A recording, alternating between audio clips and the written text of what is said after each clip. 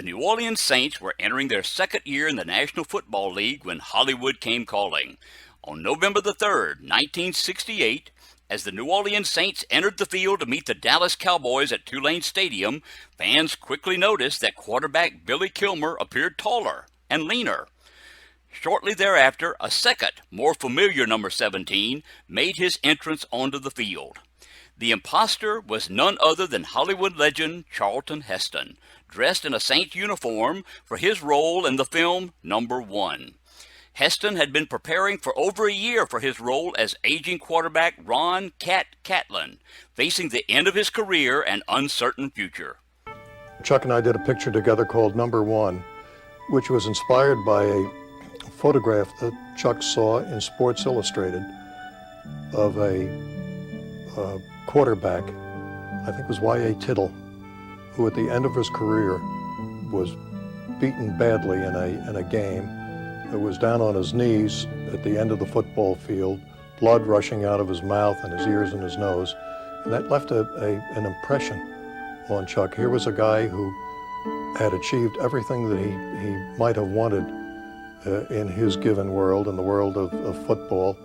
And he played a little too long, stretched the career a little too far, and wound up there on the grass, really physically beaten. But I think with the look in his face, you know that he had won. He beat the odds. He made it. A number of New Orleans Saints, as well as other former NFL players, appeared in the film, including Saints owner John Mecum Jr. In addition, local personalities in the film included music legend Al Hirt. There were over 750 extras on salary and 60 speaking parts. The close-up scenes featuring Heston as quarterback were shot at Tulane Stadium in front of a limited crowd on Mondays and Tuesdays, which were the days the Saints players had off. An ad appearing in the Times-Picayune invited spectators to come see a movie being shot. The scenes of the team on the practice field were filmed at St. Paul's School in Covington with a crew of over 75. Other shooting locales included the private home of artist George Dunbar in Slidell, 629 Royal Street as the fictional Julie Millard shop, and Al Hirt's nightclub so that Al Hirt could play himself, a trumpet player who owned part of the team. On August 21st, 1969, Heston and Walters, along with locals Hirt, Mecum, and the New Orleans Saints, attended the world premiere.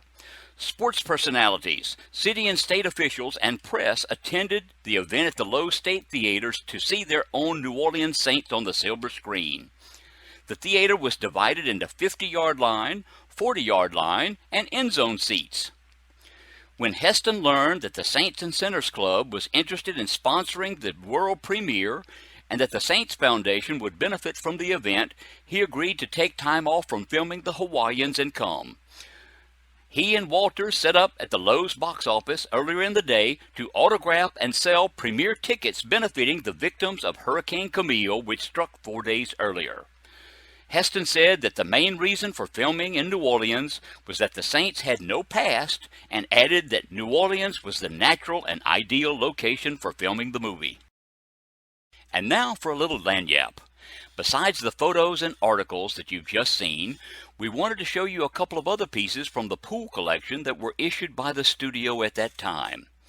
Unlike today, studios issued a wide variety of movie paper sizes for each film. Here we have the one sheet, the most common size. You can still see one sheets in front of the movie theaters today. The original size of 27 by 41 was established way back in 1909 and continued until 1984 when it was reduced 1 inch to 27 by 40. Next is a set of 8 lobby cards, each measuring 11 by 14 inches. In 1969, multiplex theaters were just getting started, so the standard single-screen theater decorated their lobby with a variety of posters for the film being shown and the film that was coming next. We also have a 3-sheet, which measures approximately 3 times the size of a 1-sheet. 3 sheets and 6 sheets were used quite often at the time. Larger posters up to a 24 and 30 sheets were used for highway billboards. The studio didn't release number 1 internationally because of little interest from other countries in American football during that time. Years later, some independent releases were made in a few other countries. In coming weeks, we hope to cover a wide variety of films from around the state. So until next time, this has been your Louisiana Film History Flashback. I'm Ed Poole from Hollywood on the Bayou.